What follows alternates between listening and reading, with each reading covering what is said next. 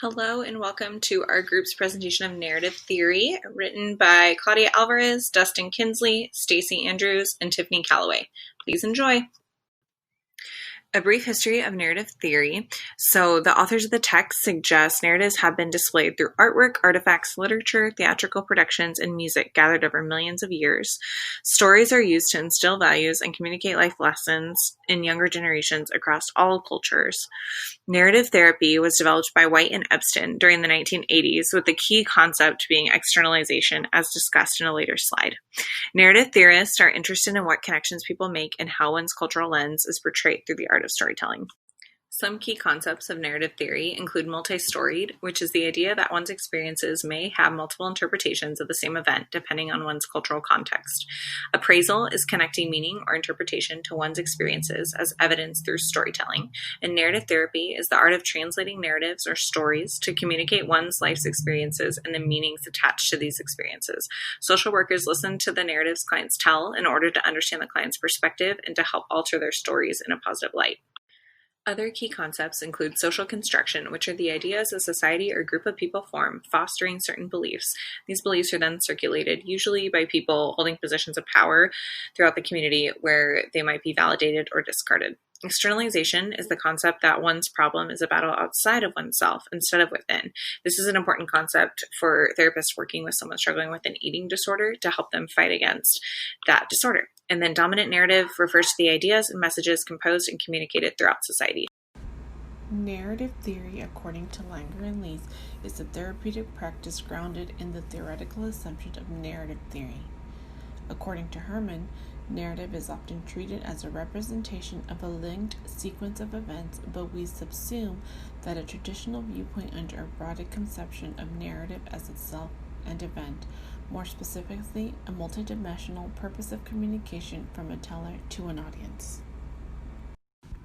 Theoretical perspective, Principle 1. People communicate about their lives through the process of storytelling in verbal and written accounts and through artwork. People communicate their lives through the process of storytelling.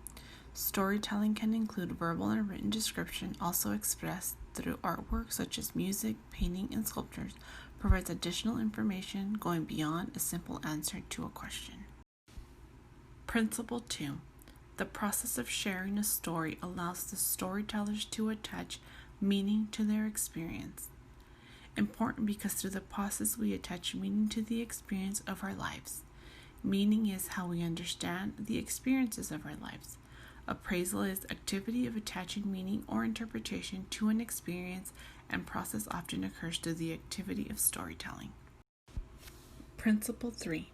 Helping clients alter the meaning they attach to experience can be helpful.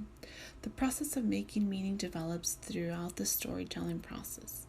Constructing a story can also allow people to alter their perception of events, bringing about more helpful stories. Sharing stories over time can result in changing in meaning.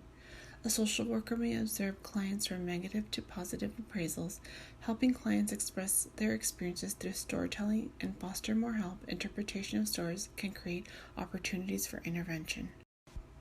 Principle 4. Externalization helps clients understand their experience in a more liberating way. Storytelling can be helpful to express one's experiences to alter the meaning attached to experiences. Narrative theory suggests many of us internalize negative messages from society. Values are socially constructed. When society communicates what beauty is or attaches a label to a particular behavior, these messages hinder a client's potential.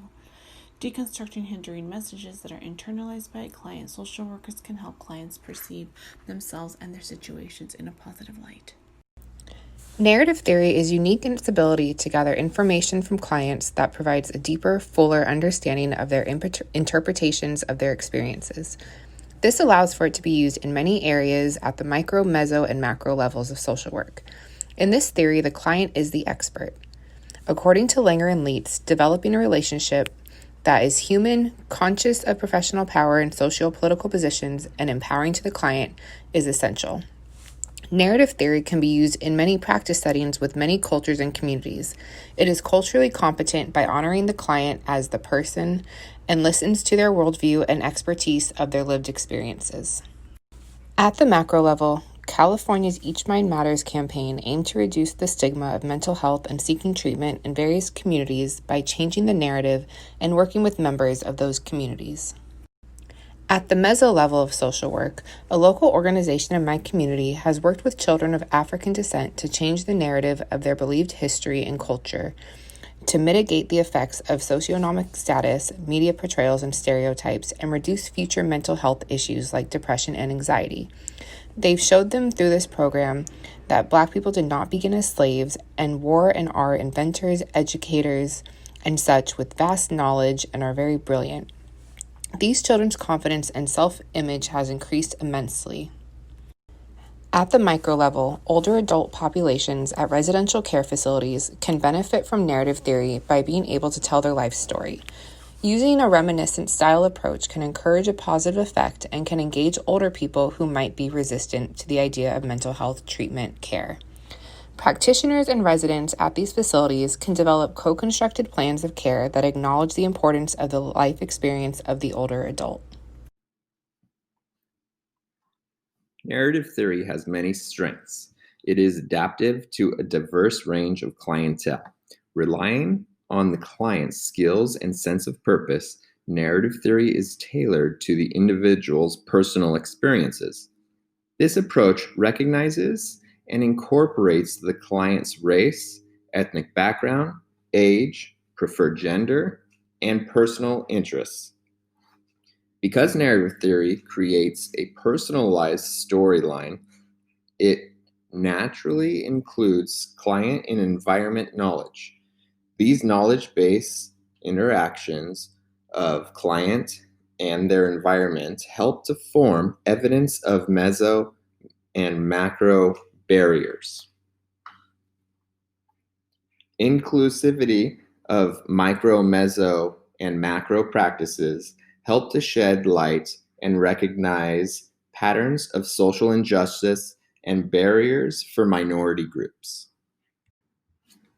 With its strengths comes limitations in narrative theory. Because narrative theory is personalized in its approach to help an individual, so are the documented studies. Narrative theory has provided evidence-based practice in small qualitative studies due to the nature of its philosophies. Narrative theory lacks large studies to help quantify its results as an evidence-based practice. Due to the beliefs and philosophies of narrative theory, practitioners are hesitant to conform to the nature of the DSM and labeling their clients. This creates challenges when diagnosis is required for a client's well-being for services.